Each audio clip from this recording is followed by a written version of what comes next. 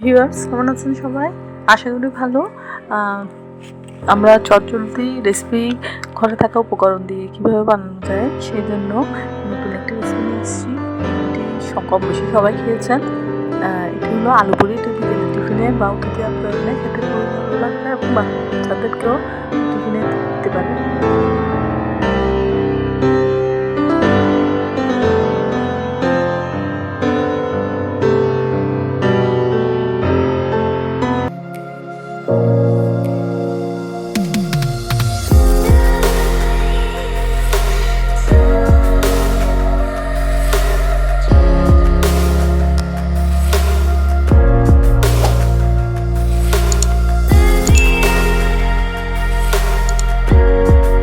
আমি ময়দা নিয়ে নিচ্ছি। ময়দার মধ্যে আমি সামান্য পরিমাণ লবণ নিয়েছি। আমি 2 কাপ ময়দা ব্যবহার করেছি। 2 কাপ ময়দার সাথে সামান্য লবণ এবং সামান্য পানি দিয়ে আস্তে আস্তে নেড়ে আমি একটি খামি তৈরি করব। খামিটি তৈরি করার পরে আমি এই যে আলু পুরির যে আলুটা সেগুলো তৈরি করব। এই যে ময়দার খামি তৈরি হয়ে গেছে, এটি আমি উপরে তেল মেখে একটি র্যাপিং পেপার দিয়ে ঢেকে রেখে দেবো রেস্টের জন্য। এখন আমি যে আলু পুরির যে মশলা তৈরি করব সেজন্য পেঁয়াজ নিয়েছি বড় সাইজের 2টি, সেটি কুচি কুচি করে কেটে বেরেস্তা তৈরি করব। এরপর আমি ফ্রাই প্যানে সাদা তেল দিয়ে পেঁয়াজগুলো ভাজছি। ভেজে আমি বেরেস্তা তৈরি করে নেব। দেখুন বেরেস্তার যে কালারটা আসে সেই কালারটা আসা পর্যন্ত আমি এভাবে ভাজতে থাকবো।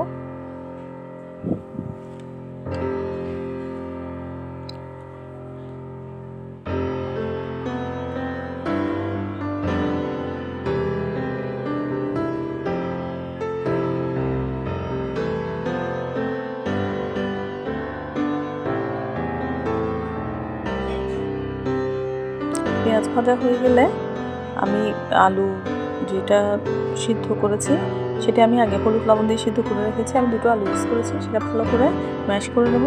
আপনারা চাইলে এভাবে হাত দিয়ে চটকে অথবা এই যেটা ম্যাশ করার দিয়ে ম্যাশার দিয়ে আপনারা ম্যাশ করতে পারেন। এভাবে আমি আলুটা ভালোভাবে মেখে নেব। যাতে ভালোভাবে মেখে যায় তার সাথে আমি পেঁয়াজ বেরেস্তাটা এবং বাকি সব মশলাগুলো দিচ্ছি এবং দিয়েছি 2টি কাঁচা লঙ্কা। এভাবে ছোট ছোট করে ফালি করে দিয়েছি এবং দিয়েছি সামান্য ধনেপাতা এবং দিয়েছি লাল মরিচের গুঁড়ো এবং লবণ পরিমাণ মতন। আমি লবণ দিয়েছি 1 চা চামচ পরিমাণ এবং চাট মশলা দিয়েছি। আপনার চাট মশলা না থাকলে চটপটির মশলা অথবা ধনে জিরার গুঁড়া ইউজ করবেন। এগুলো সবগুলো মিশিয়ে আলুর সাথে মেখে নিব।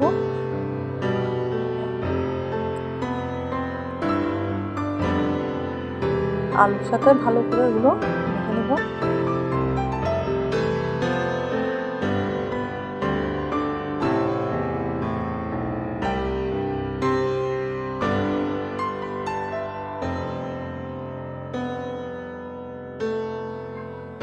এরপর আমি একটা করে লুচি আকারে করে মাঝখানে একটু ফাঁকা জায়গা করে নেব। এরপর আলুর পুরগুলো দেবো।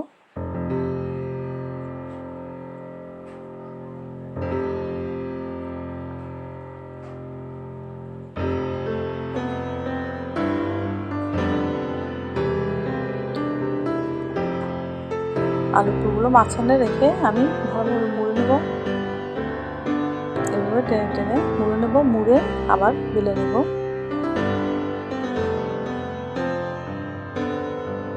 এরপর আমি ময়দা ছিটিয়ে বেলুনিতে হালকা চাপ দিয়ে এগুলো বেলে নিচ্ছি। বেশি চাপ দেবো না যাতে ভিতর থেকে আলুগুলো বেরিয়ে না যায়।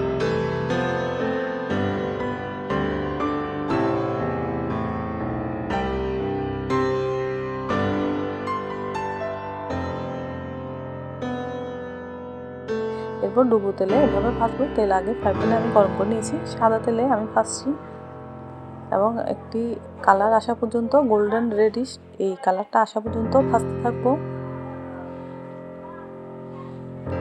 দেখুন আমি জালি চামচের সাহায্যে এগুলো তুলে নিচ্ছি। তুলে আমি প্লেটে রেখে দিচ্ছি। এটি আপনারা চাটনির সাহায্যে অথবা টমেটো সস দিয়েও খেতে পারেন। আমি এটি খুব মুখরোচক খাবার। এতক্ষণ এই চ্যানেলটি দেখার জন্য আপনাদেরকে অসংখ্য ধন্যবাদ। যারা সবসময় আমার চ্যানেলটি দেখেন তারা লাইক, ফলো এবং শেয়ার করবেন, এবং নতুন যারা দেখছেন তারা অবশ্যই সাবস্ক্রাইব করবেন। আশা করি নতুন নতুন রেসিপি দেখার জন্য আমার সাথেই থাকবেন। অসংখ্য ধন্যবাদ। সবাই ভালো থাকবেন।